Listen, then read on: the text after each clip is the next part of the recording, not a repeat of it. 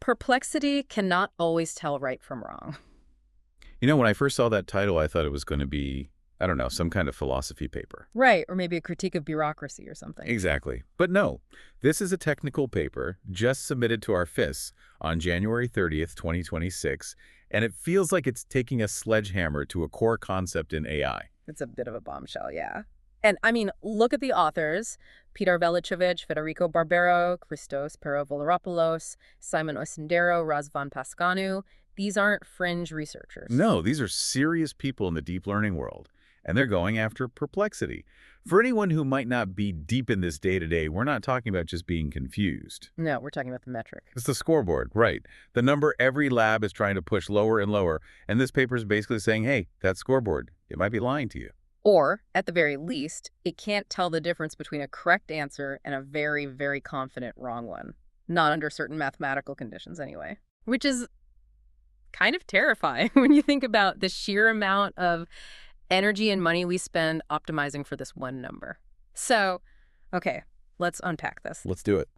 Most of our listeners will know the textbook definition. It's the exponentiated average negative log likelihood. But why did it become this god metric in the first place? Well, it's really the path of least resistance, mathematically speaking. The key thing is that perplexity is differentiable. So when you're training a model, with backpropagation, you need a smooth signal that tells the model which way to adjust its weights. Perplexity, or rather the cross-entropy loss it comes from, gives you that. Yeah. It's fantastic for training. It guides the process. But that's the thing, right? We don't just use it for training. We use it for evaluation, for model selection. We look at a leaderboard, see model A has a perplexity of 2.1 and model B is at 2.4, and we just go. Model A is better. And that's exactly the step where Veličević and the team are saying we're making a huge mistake. The paper argues that it's actually unsuitable for model selection because it has this specific kind of blind spot. And what's fascinating here is that this isn't just, hey, we ran some tests and got weird results. No, that's been done before. This is different. They're providing a rigorous mathematical proof. That's what grabbed me. It's not empirical. They're using the logic of the architecture itself. They talk about transformer continuity. What does that mean in this context? I get continuity in like high school calculus, but here... It's a similar idea. It means the function the transformer learns, the one that maps input tokens to output probabilities, has to be smooth. No jagged jumps. Yeah, exactly. If you nudge an input embedding just a tiny bit, the output probability distribution also has to change just a tiny bit. It's a continuous function from one high-dimensional space to another. And because it's a continuous function, that puts a limit on how the probabilities can be spread out. Precisely. And that's the linchpin for their entire proof. They focus on what they call compact decoder-only transformers. Compact, just meaning it has a finite size. It's not some infinite brain. Right. It has to compress information. And the proof basically says, because the function is continuous and the space is compact, if you make the model really, really good at one thing, the geometry of the function forces it to mess up somewhere else. Okay, so let's walk through that aha moment in the proof. They start with a condition for what makes a good model, right? Something about generalization. They do. They say for a model to generalize well, it has to predict the sequence accurately and confidently. Those two words are doing a lot of work there. Accurate means it picks the right token. Confident means it assigns a very high probability to that right token. You want it to say the capital of France is Paris and give Paris like a 99% probability. That's the goal. Right. And so the paper argues that achieving that perfection is actually impossible. It says that if you do achieve that state for one sequence, if you find a place where the model is both accurate and super confident, the continuity of the transformer guarantees the existence of another sequence. A kind of. A shadow sequence. And this is where the paradox comes in, the shadow sequence. This is it. The proof shows this other sequence will have two properties that just seem to break logic. First, it will have a very low perplexity. So to the metric, everything looks great. The model isn't surprised at all. Not at all, but the model gets the prediction wrong. It predicts it incorrectly. Okay, let's stay on that for a second because that's the whole thing. The model sees a sequence. It makes the wrong call on what comes next. But its internal surprise meter, the perplexity score, is basically at 0. How? How can that happen in the probabilities? Okay, so think of it like a rubber sheet. That's the probability space. To be super confident on the correct sequence, the model has to pull a point on that sheet way, way up, creating a sharp peak. For the right answer. For the right answer. But because the sheet is continuous, you can't just pull up one point in isolation.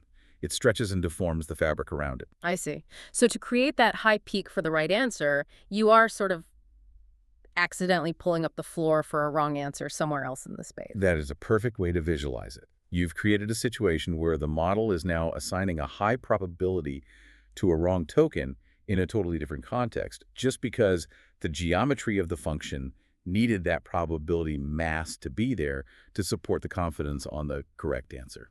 So the model isn't just hallucinating randomly. It's hallucinating because the math forced it to be confident about a wrong answer as the price for being confident about a right one. Exactly.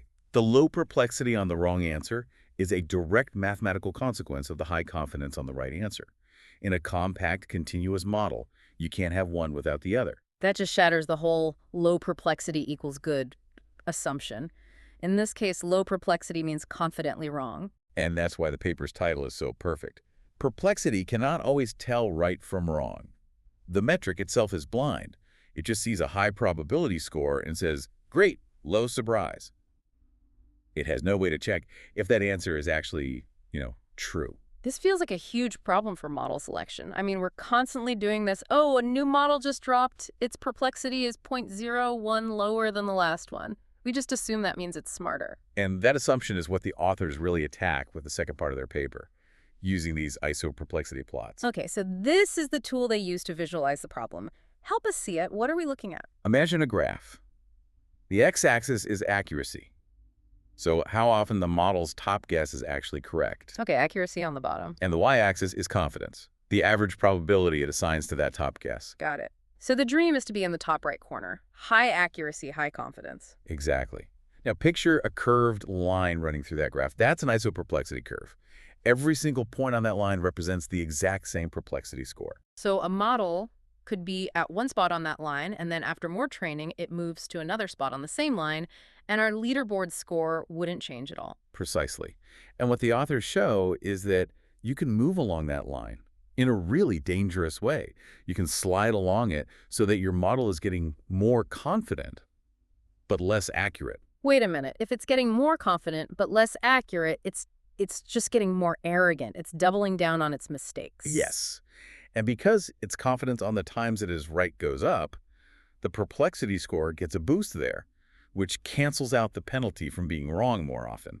The net result is your perplexity score can stay the same, or even get better, while the model is actually getting worse. That's the definition of gaming a metric. Yeah. But it's not even intentional. It's just a quirk of the math. Right. So if you're a researcher just looking at the perplexity number, you might pick the model that's just louder and more confident, not the one that's actually smarter. So what's the fix? The authors must have said something. Well, they state it formally. For a new model to be correctly chosen by perplexity, any increase in its confidence must come with a, and this is their term, a commensurate rise in accuracy. Commensurate. That word is doing a lot of heavy lifting. A ton. It basically defines a very strict ratio. If your confidence goes up by 10%, your accuracy better go up by a very specific amount, dictated by the shape of that curve. If it doesn't, perplexity might not reward you, or they might even punish you. So we're in a situation where our main metric is a chaotic compass. It works fine in the middle of the ocean, but as soon as you get close to the poles, these high confidence areas we actually want to be in, it just starts spinning. That's a great analogy. It breaks down right where we need it most. So let's wrap this up. We've established that perplexity measures surprise, not truth.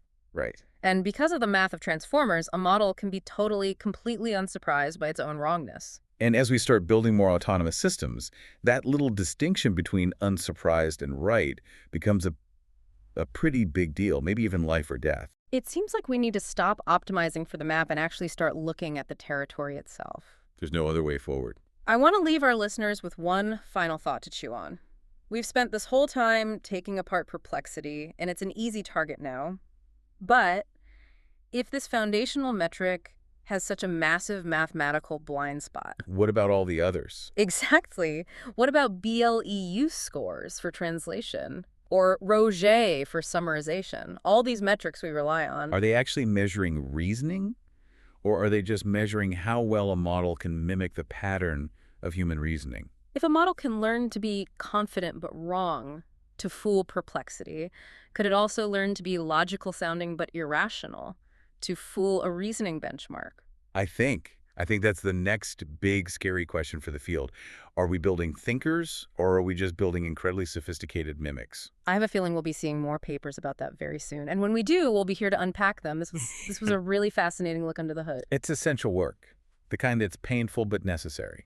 Absolutely. So thanks to you for listening. Keep an eye on your metrics. Maybe don't trust the leaderboards quite so blindly, and stay curious. We'll see you next time.